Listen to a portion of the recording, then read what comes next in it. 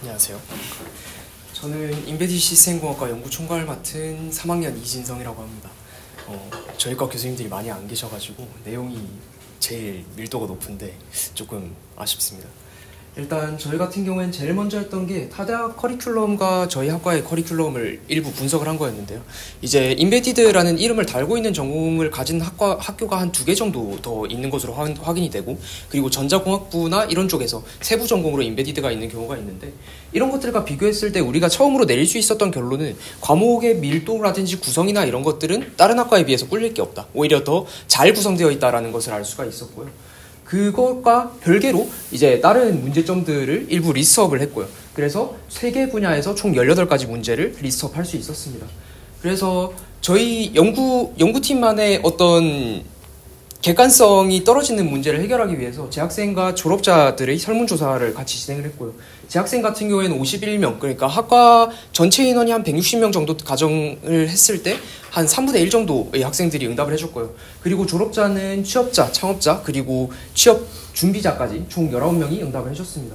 설문조사 같은 경우에는 졸업생은 서술형 위주로 15개 문항으로 준비를 해서 질문을 준비를 했고요. 재학생 같은 경우에는 12개 세션, 그리고 54개의 문항으로 설문조사를 진행을 했습니다. 교과목 자체 문제는 총 8가지로 진행이 되고요. 첫 번째는 매트랩 문제인데, 매트랩 같은 경우에는 저희 학과에서 총 5가지 과목에서 운영을 하고 있고, 여기에서 작년에, 그러니까 작년까지 운영하던 거랑 그리고 올해 개편되는 과정에서 2학년에 있던 과목들이 1학년으로 내려오게 됩니다. 그런데 저희 학과 같은 경우에는 매트랩 프로그래밍이 1학년 1학기에 있는데, 이 2학년 1학기에 있던 내용이 1학년 1학기로 옮겨지면서 매트랩을 배우지 않은 상황에서 과목을 같이 수강을 해야 되는 문제가 생겼습니다.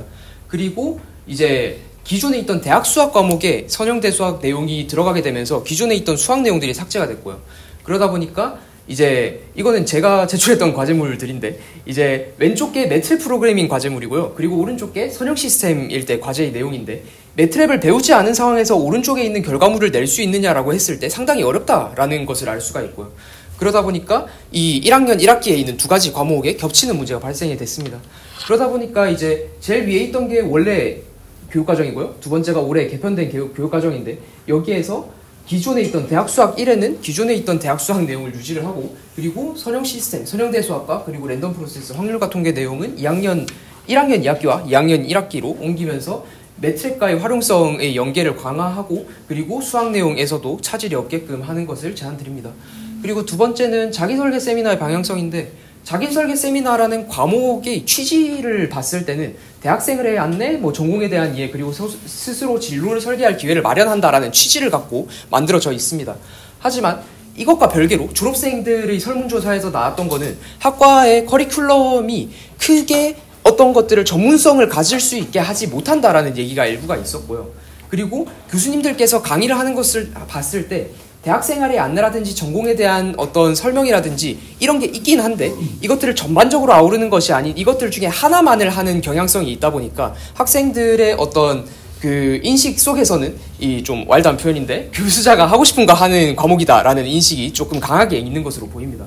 그러다 보니까 매년 어떤 교수님들 간의 어떤 조사라든지 이런 것들을 통해서 실질적으로 학생들에게 도움이 될 수 있는 방향으로 진행이 되어야 된다라는 말씀을 드리고요. 그리고 다음으로는 이제 교과목들이 세트로 조금 나오게 됩니다. 그래서 첫 번째로 나오는 게 데이터 구조랑 알고리즘인데요.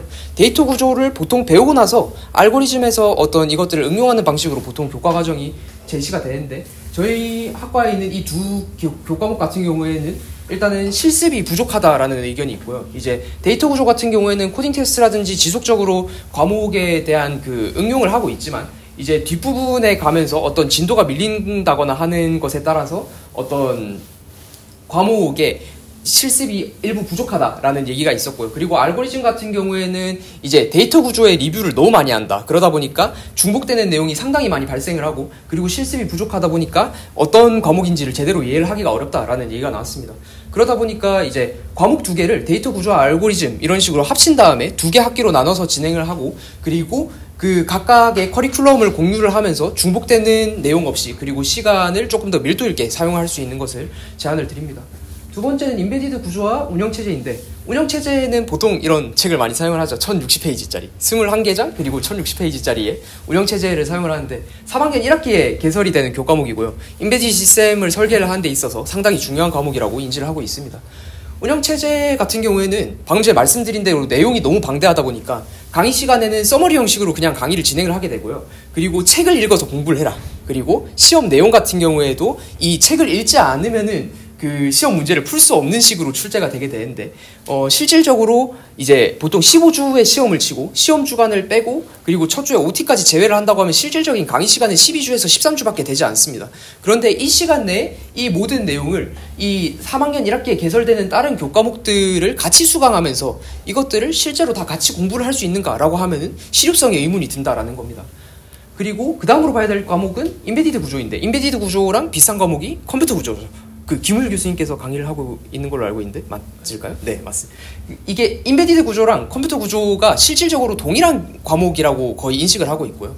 내부에 있는 내용으로 봤을 때는 이제 이러한 과목들과 내용이 상당 부분 많이 중복이 되더라라는 겁니다. 그래서 컴퓨터 구조라는 과목이 컴퓨터 공학부에서 필요할지는 모르겠지만 인베디드 시스템 공학과에서 인베디드 구조라는 과목이 과연 필요한가라는 것을 봤을 때는 이러한 그 과목들에서 대부분 배우고 오는 내용이고, 그러다 보니까 학생들의 입장에서는 이미 배운 내용을 또 배운다라는 생각과 함께 이 과목에 대해서 소홀할 수밖에 없는 그런 느낌이 드는 것 같습니다. 그러다 보니까 두 번째로 말씀드렸던 게 인베디드 구조의 실효성 문제이고요. 그리고 첫 번째로 말씀드린 거는 운영체제의 시수 부족 문제입니다. 그러다 보니까 실질적으로 인베디드 구조라는 과목에 대한 삭제를 제안을 드리고, 그리고 운영체제 같은 경우에는 2개 학기로 분리를 해서 어느 정도의 시간을 확보하면은 실질적으로 15주에서 2배가 되면 30주가 되고, 그리고 가운데 방학까지 있다 보니까 어떤 학생들의 실질적인 학습을 돕는 데 도움이 될 것이라고 기대를 합니다. 다음으로 말씀드릴 거는 마이크로 컨트롤러 과목인데, 첫 번째로 마이크로 컨트롤러 구조 같은 경우에는 2학년 1학기에 개설이 되는 과목으로 이제 전공 필수이고요. 아트메가 128 기반의 데이터 시트를 해석하는 능력을 중점적으로 다룹니다. 그리고 마이크로 컨트롤러 응용 같은 경우에는 아트메가 260을 가지고 실습을 하는 과목인데, 이제 이 경우에는 전공 선택이고 그리고 실습 위주로 진행이 됩니다. 마이크로 컨트롤러 두 과목의 문제점이라고 하면은 첫 번째로 이론이랑 실습이 완전히 분리가 되어 있습니다. 구조에서는 완전히 데이터 시트를 보는 법만 익히고, 그리고 구조를 수강한 다음에 수강하는 응용에서는 이제 회로만 다루게 되는데, 이때 시트를 처음 보는 입장이다 보니까 상당히 학생들이 어려워합니다. 그리고 필수랑 전공 선택이라는 차이점도 있고요. 그러다 보니까 22년도 기준으로 구조를 수강한 수강생 50명인데 응용을 수강하는 사람은 절반에 달하는 문제가 생기게 됩니다. 그러다 보니까 이제 마이크로 컨트롤러 같은 경우에는 구조에서 일부 실습을 통해서 내가 지금 보고 있는 데이터 시트에서 이게 이렇게 적용이 될 수 있다라는 이런 어떤 호기심이라고 해야 될까요? 그런 것들을 환기시키는 그럴 필요성이 있어 보입니다. 다음으로 보여드릴 거는 방금 말씀드린 마이크로 컨트롤러 2개 과목과 인베디드 소프트웨어 관련된 문제인데, 앞에서 2개 과목은 설명을 드렸으니까 인베디드 소프트웨어를 설명을 드리자면, 인베디드 소프트웨어는 3학년 1학기에 개설된 교과목입니다. 이제 마이크로 컨트롤러는 2학년 2학기 동안 개설이 되었는데, 이제 인베디드 소프트웨어는 그 다음 학기에 개설이 되는 과목이고요. 이제 앞에서는 아트메가 기반으로 레지스터 프로그래밍을 했다고 하면은 이제 여기에선 STM 기반으로 레지스터 레벨 프로그래밍을 하게 됩니다. 여기에서 실습을 하게 되는데 총 3가지 문제가 있고요. 비교 대상이 3가지가 있고요. 일단 첫 번째로는 코드의 차이인데, 이제 마이크로 컨트롤러에서는 레지스터 이름 가지고 코딩을 하는데, 이제 뭐 인베디드 소프트웨어에서는 실제로 그 레지스터의 주소까지 찾아 들어간다 정도의 심화 내용이 있다 정도이고요. 근데 실습 범위로 봤을 때는 오히려 인베디드 소프트웨어에서 다루는 내용은 적습니다. 그리고 마이크로 컨트롤러에서는 조금 더 심화된 내용을 다루다 보니까 어떻게 보면은 선수 과목의 관계가 조금 바뀌었다라고 해석을 하는 친구들도 있는 것 같아요. 그리고 다음으로는 평가 방식인데, 이제 마이크로 컨트롤러에서는 이제 장시간 프로젝트성 시험을 보고요. 그리고 그 인베디드 소프트웨어에서는 기말 프로젝트를 주는데, 이거는 그냥 평가 방식의 차이다 정도로 이해를 해주시면 되겠습니다. 그래서 오히려 인베디드 소프트웨어보다 마이크로 컨트롤러가 앞에서 배우는 과목임에도 불구하고 뭔가를 더 많이 배우는 경향성이 있다. 그러다 보니까 이 두 과목의 선수 과목의 그 개념을 확실하게 하고, 그리고 두 과목에 어느 정도의 차별성을 부여할 필요가 있다라는 게 결론이 되겠습니다. 그리고 7번째로 말씀드릴 건 창의설계 입문인데, 창의설계 입문은 1학년 2학기에 되는 교과목이고요. 그리고 여기에서는 아두이노라든지 아니면 그래픽 프로그래밍, 그리고 3D 프린터, 레이저 커터 이런 것들을 전부 다 다루는 과목이고, 이제 프로젝트로 한 학기를 마무리했습니다. 작년까지. 올해는 일부 개편이 되었고요.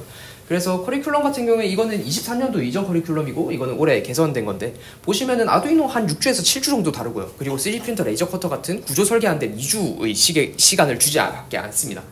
그러다 보니까 문제점은 과목이 배워야 할 내용은 많은데 이걸 15주차 안에 전부 다 끝내려고 한다라는 게 문제고요. 그리고 후반부에 프로젝트로 시간을 거의 4주에서 5주가량 주다 보니까 실질적으로 앞에서 배울 수 있는 시간이 크게 많지 않습니다. 그러다 보니까 학생들이 빠른 템포 때문에 피로감을 일부 느끼는 것 같고요. 그러다 보니까 프로젝트 부분은 아예 다른 과목으로 빼버리고 그리고 아두이노라든지 이런 코딩류는 2학점 정도 교과 그리고 3D 프린터라든지 레이저 커터 같은 것들을 이제 1학점으로 분리를 했을 때 기대할 수 있는 효과라고 한다면은 저희 학과에서는 현재 뭔가를 설계할 수 있는 과목이 캡슨 디자인과 이 과목밖에 없습니다. 그러다 보니까 1학년 때 3D 프린터 한번 다뤄보고 아니면 독학으로 배워야 되는데 독학도 배우지 않고 4학년에 캡슨 디자인으로 와서 3D 프린터로 설계를 해야 되고 레이저 커터로 잘라서 뭔가를 만들려고 한다는 게 실질적으로 어렵기 때문에 이렇게 분리를 하고 시간을 늘림으로써 어떤 부분을 개선할 수 있지 않을까 하는 겁니다. 그리고 마지막으로는 앞에 컴공이라든지 이런 쪽에서 나왔던 얘기인데 팀 프로젝트가 부족하다. 방금 전에 말씀드렸던 거랑 똑같은 내용입니다. 창의 설계 입문 다음에 캡스턴으로 넘어오는데 그 사이에 공백이 너무나도 깁니다. 우리는 기본기를 다 주는데 집중을 하지만 실질적으로 팀 프로젝트는 없다시피 하고요. 그리고 앞에서 나왔던 병렬 컴퓨팅이라든지 아니면은 뭐 깃을 활용한다든지 뭐 이런 것들이 필요합니다. 그래서 이것들은 졸업자들에게서 많이 나온 내용인데 협업이 필요하다라고 말은 하지만 실질적으로 그런 과목이 많지는 않더라라는 겁니다. 그러다 보니까 이런 창의 설계 입문과 캡스턴 외에 2학년, 3학년 과목에 팀 프로젝트가 일부 추가가 됐으면 좋겠다라는 얘기고요. 그리고는 교수법 관련된 문제 총 8가지를 리스트업했고요. 여기에서는 이제 슬라이드 하나당 주제 하나씩만 다루도록 하겠습니다. 첫 번째로 강의 시간인데 긴 거는 이제 뒤에 강의가 있을 때 조금 불편하다 정도의 내용이었고요. 크게 문제가 되진 않는데 이제 짧은 강의 시간에 대한 문제가 하나가 있었습니다. 교수님 한 분에 대해서 좀 집중적으로 나왔는데 이제 강의를 제 시간에 제대로 하지 않는다. 실제로 15주차 강의가 있으면은 한 3주 정도밖에 오프라인 강의를 진행을 하지 않고 영상을 올려준다. 뭐 이런 얘기가 있었고요. 그러다 보니까 이 경우에 학생들이 뒤에서도 말씀을 드리겠지만 동영상 강의 같은 경우에는 이제 틀어놓고 딴짓한다라는 케이스가 많기 때문에 이 전공 능력이 해당 교수님 한정해서 약화되는 것을 우려를 하는 부분이고요. 그리고 이론과 실습 관련해서는 이런 과목들에 대한 얘기가 나왔는데 이제 여러 과목들에서 실습이 부족하다라는 얘기 그리고 추가되었으면 좋겠다라는 건데 여기에서 특이한 게 이제 통신계열 과목 그러니까 이것도 한 부분에 교수님의 한정돼서 나오는 얘기인데 너무 이론 위주로 진행이 된다라는 얘기가 있었고요. 그리고 이제 너무 강의 프레젠테이션을 읽는 방식으로 진행이 된다라는 의견이 있었는데 이제 전현채 교수님이 아까 리스트에 계시는데 혹시 오셨을까요? 아니요. 안 오셨나요? 네. 그 전현채 교수님 통신 시스템 설계가 저번 학기에 제가 저희 같이 연구하는 랩실 갔다가 이제 4학년 과제하는 걸 봤는데 매트랩을 가지고 이제 저기 신호에다가 노이즈를 합성했다가 어떤 분리하는 뭐 이런 실습을 한 걸 봤는데 이런 것들을 통신계열 과목에서 비슷하게 접목을 할 수 있지 않을까라는 말씀을 드립니다. 그리고 족보 통과 시험 방식인데 이제 여기에서도 특정 교수님께서 족보가 많이 발생을 한다라는 의견이 나왔고요. 그리고 시험 유형이 사전 공개되는 교수님이 2분이 계십니다. 이제 한 분은 예상 시험 문제라고 해가지고 이제 어떤 수학 문제라고 한다면은 이제 이러이러한 문제를 낼 건데 실제로 숫자들은 뺀 이런 것들을 미리 제공을 해주신다던가 아니면 스터디 가이드라고 제공되는 분 같은 경우에는 이제 이러이러한 내용이 시험에 나올 거다라고 미리 리스업을 해가지고 실제로 배포를 하시는데 이것과 관련해서 시험이 보기 편하다라는 긍정적인 의견이 있는 반면에 이제 그렇게 되면은 시험을 치기 위해서 공부를 하게 되는 게 아니냐라는 의견이 있었습니다. 그러다 보니까 이런 부분은 일부 지양될 필요가 있다라는 말씀을 드리고요. 그리고 시험 시작 시간과 시험 진행 기간 관련해서 이제 이거는 마이크로 컨트롤러용 관련된 얘기인데 이 앞에서 말씀드린 대로 장시간 시험을 봅니다. 그러다 보니까 오후 7시에 시험을 시작을 해가지고 그 다음날 새벽 5시까지 10시간 동안 시험을 치는데 이제 긍정 평가로는 이제 시간 압박으로부터 자유롭다. 이제 주제를 주게 되면은 그거에 따라서 이제 레지스터 프로그래밍이니까 이제 IO 뭐 연결하고 뭐 PWM 뭐 인터럽트 뭐 한 3-4개씩 연결해가지고 시험을 진행을 하는데 그런 부분에 있어서 이제 실무와의 연계성을 고려했을 때 훨씬 좋은 방식이다라고 하는 반면에 이제 시험이 새벽 5시에 끝나는데 그 다음날 8시, 9시, 10시 반에 시험이 하나씩이 더 있었거든요. 그러다 보니까 이제 그 다음 과목의 시험을 보는 데 있어서 일부 문제가 있다 보니까 이제 시간표를 짤 때 그 주의 마지막 날에 시험을 치든지 아니면 16주차에 시험을 칠 수 있도록 개선이 되면 좋지 않을까라는 의견이 있었습니다. 보고서에는 출티라고 안 적었는데 조금 더 와일드한 표현으로 가져왔고요. 출티랑 딴짓 같은 경우에는 교수자의 성격에 따라서 일부 두드러지는 것으로 보입니다. 그러다 보니까 이제 출티를 하더라도 불이익이 없다. 아니면은 앞에서 보여드린 강의 자료 제공만으로도 시험을 치는데 문제가 없다. 이런 이유로 인해서 출티를 하거나 아니면 딴짓을 하는 경우가 많은 것으로 보이고요. 그러다 보니까 이제 어느 정도 그 개선이 필요해 보인다라는 얘기가 되겠습니다. 앞에서 말씀드린 이러닝, 삐러닝, 동영상 강의 문제인데 이제 긍정평가로는 반복학습이 가능하다. 이거는 이제 자기가 원하는 시간에 강의를 돌려볼 수 있기 때문에 좋다라고 하는 건데 부정평가는 앞에서 말씀드렸다시피 이제 영상을 본다라는 게 일부 학생들에 있어서는 어려운 일이다 보니까 일단 온라인 강의는 조금 지양될 필요가 있지 않느냐라는 거고요. 그리고 저희가 졸업할 때까지 27학점밖에 온라인을 듣지 못합니다. 그런데 전공 강의로 한 3개, 4개, 5개씩 되면은 전체 27학점에서 한 15학점 정도로 온라인으로 전공 강의를 듣게 되면은 이런 부분에 있어서 전체적인 조금 오류가 생기지 않나 싶습니다. 그리고 팀 프로젝트 같은 경우에는 앞에서 팀 프로젝트가 필요하다고 말씀을 드렸는데 그 긍정적인 평가랑 다르게 부정적인 평가도 존재합니다. 이제 성적 평가가 제대로 이루어지지 않는다. 흔히 말하는 버스기사 문제가 생기고요. 그러다 보니까 이것들을 어떻게 해결할 것인가에 대한 논의가 필요하다라는 말씀드립니다. 그리고 이게 마지막인가요? 이게 TA 문제가 이제 있는데 이제 TA는 정보대 전체의 문제라고도 볼 수 있을 것 같습니다. 그래서 TA가 기본적으로 교수님당 1명씩 배치를 할 수 있게 되었고 이번에 개정되면서 최대 2명까지 됐는데 실제로 2명을 사용할 수 있는 교수님들께서는 많지 않을 거라고 예상을 합니다. 그러다 보니까 이제 일부 이제 부정평가 사례에 대해서 운용 금지 조항이 있지만 그게 실질적으로 지켜지기는 어렵다라는 입장이고요. 이제 TA 보고서가 저희끼리도 암묵적으로 다 알고 있습니다. 얘가 실제로 활용을 TA 시간을 다 채우지 않고도 20시간을 채우더라도 교수님들께서는 이걸 마땅히 진위 여부를 판별하기가 어렵고요. 그러다 보니까 이런 것들에 대한 개선이 필요하다라는 말씀드립니다. 그리고 기타 사안이 2가지가 있습니다. 이제 2학년들, 그러니까 지금 2학년들, 작년에 입학한 23학번 그리고 이번에 군복한 21학번 관련한 문제인데 이제 23년도에 앞에서 제일 처음에 말씀드렸던 선형 시스템과 랜덤 프로세스는 2학년 전공이었는데 24년도로 오면서 1학년 과목으로 내려갑니다. 그러다 보니까 수학 능력이 많이 약화가 되었다라는 문제가 있고요. 그리고 24년도 마이크로 컨트롤러 같은 경우에 연구년으로 인해서 미개설된 상황이고 그리고 25년도 같은 경우에는 인베디드 소프트웨어가 연구년으로 인해서 미개설된 상황으로 시스템 프로그래밍 과목들이 전부 다 사라져버렸습니다. 2학년들 입장에서는. 그리고 그 외에 객체 기반 소프트웨어도 이번 학기에 미개설이 되었고 그리고 내년에 운영체제도 연구년으로 인해서 미개설되는 것으로 알고 있습니다.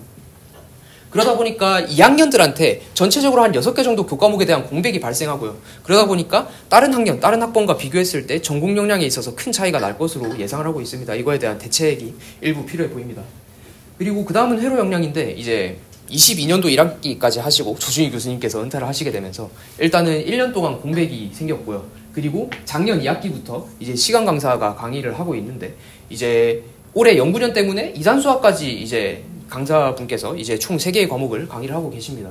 이제 이거는 전에 계시던 교수님께서 강의할 때 시험을 이런 식으로 풀었는데 이런 것과 비교했을 때 그 새로 강의를 하고 계신 강사분께서 너무 이론 위주의 강의를 하고 실질적으로 그 전자공학부 출신인 걸로 알고 있는데 전자공학에서의 너무 이론 위주의 실습을 진행한다. 그리고 어떤 시험 문제나 이런 것들을 봤을 때 이런 것들을 응용을 하기보다는 너무 이론 개념 위주에 치중한다라는 느낌을 받을 수가 있었고요. 제가 조금 충격을 받았던 거는 디지털 회로 및 소자의 기말고사 마지막 문제가 7 세그먼츠에 핀 10개가 있는데 그 핀 10개가 순서대로 뭔지를 적는 거였습니다. 솔직히 말해서 데이터 시트만 보면 알 수 있는 거를 그거를 왜 굳이 암기식으로 시험 문제로 낸지 이해를 할 수가 없는 부분이었고 그리고 실습 문제 없이 이런 실습 없이 이제 너무 시험 위주로 진행이 되다 보니까 실제로 학생들이 회로를 구성을 하는데 어려움을 겪고 그리고 이제 회로 구성에 어려움을 겪는 것과 더해서 이제 회로 자체에 거부감을 느끼는 것 같습니다. 그래서 제가 지금 이번 학기에 창의설계 입문 TA를 하면서 회로 구성하는 걸 보고 있는데 상위권 학생임에도 불구하고 회로 구성에 있어서 잘하는 학생들이 크게 많지가 않습니다. 그러고 이제 앞에서 문제점들을 조금 한 발 뒤에서 보자라는 겁니다. 인베디드 시스템공학과는 정보대에서 정보통신공학과는 한 80명 정도 되고 그리고 컴퓨터공학부는 한 120명 정도 되나요? 그거에 비하면 제일 작은 규모이고요. 그리고 교수님들은 8분 그리고 강사 1명으로 구성이 되어 있는데 이때 이제 각자 교수님들이 전공이 전부 다 다릅니다. 그리고 이제 그러다 보니까 학생 수도 적고 그리고 교수님들도 각자 다른 전공 교과목을 가짐에 따라서 이제 교수님들이 각자 과목을 운영하게 되는 문제점은 아닙니다. 각자 과목을 각자 운영하는 경향성이 발생을 하게 되고요. 이거는 컴퓨터공학부에 있는 이번에 한 과목을 여러 교수님께서 다루는 케이스들을 가져온 건데 이런 것들이 실질적으로 발생을 하지 않습니다. 그러다 보니까 어떤 문제가 생기거나 아니면 어떤 문제점이 발생되거나 이런 가능성이 보인다라고 했을 때 이것들을 미리 점검할 수 있는 기회들이 많이 사라진다라는 겁니다. 그래서 이런 문제점들을 봤을 때 교수님들이 과목을 옮기거나 아니면 과목을 구성하거나 아니면은 어떤 족보라든지 이런 문제가 발생을 했을 때 이것들을 미리 교수님들 간에 점검을 하고 어떤 개선을 할 수 있는 사안임에도 불구하고 이런 문제점들이 발생을 했다라는 겁니다. 그리고 두 번째로 볼 게 학생들의 진로 방향성인데 저희는 인베디드 시스템공학과라는 이름을 달고 있지만 절반 이상의 학생들은 웹개발, 앱개발 쪽으로 빠지는 것이 현재의 상황입니다. 그러다 보니까 4년 동안 학교를 다닌 후에도 부트캠프라든지 이런 데서 직무교육을 받은 다음에 취업을 하는 학생들이 상당수 있고요. 그러다 보니까 이런 부분이 문제가 된다라는 건데 이런 부분에서 앞에서 말씀드렸던 문제와 그리고 학생들의 이해관계가 일치하는 상황이 발생하게 됩니다. 학생들은 실질적으로 웹개발 쪽으로 빠지게 되면 저희 전공 지식이 필요가 없는 상황이 되고요.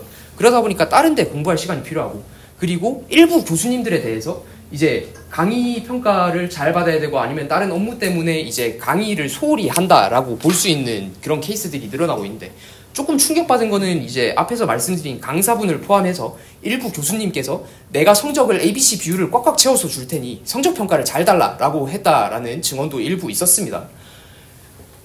그러다 보니까 이제 그러니까 교수님에 따라서 호불호가 발생을 하게 됩니다. 이제 성적 잘 주고 강의 쉽게 하고 시험 대충 주는 교수님들께 학생들은 긍정적인 평가를 줄 수밖에 없습니다. 이런 웹개발 쪽으로 빠지는 이런 학생들에 대해서. 그리고 복수 전공생도 저희 학과가 조금 비율적으로 봤을 때는 많은 편인데 이런 학생들에 따라서 수학적 지식이라든지 논리적 사고가 필요로 하는 과목들에는 불호의 감정이 생기고 그리고 다른 과목들에 대해서 긍정평가를 주게 됩니다. 그러다 보니까 오히려 학생들은 역차별을 받게 되는 거죠. 내가 공부를 하러 왔는데 이 과목에 대해서 공부를 제대로 할 수 없는 상황이 생기고 실제로 신호처리 같은 과목 같은 경우에는 전자공학과라든지 아니면 저희 이쪽으로 가서 강의를 듣는 학생도 있다라는 얘기를 들었고요. 그리고 이제 제어시스템공학 같은 경우에는 21년도에 폐강이 된 걸로 알고 있는데 그때도 인원 미달로 폐강이 된 것으로 알고 있습니다. 그러다 보니까 그 과목을 들으러 우리 학과를 왔는데 와보니까 그 과목이 없어져 있더라라고 하는 친구들도 있었습니다. 그러다 보니까 실질적으로 어떤 배우러 온 친구들은 배우지 못하고 그리고 굳이 우리 학과가 아니어도 된 학생들이 많아지는 악순환이 발생하게 되는 겁니다. 그러다 보니까 이것과 관련해서 앞에서 말씀드린 전반적인 내용들을 전부 다 아울러서 이제 교수님들께서 지속적인 소통을 통해서 학생들의 전공 역량을 어떻게 늘릴 것인지에 대한 논의가 필요하다라고 말씀을 드리고요. 제 발표는 여기까지 하도록 하겠습니다. 비교가 보여드리고 넘어가도록 하겠습니다.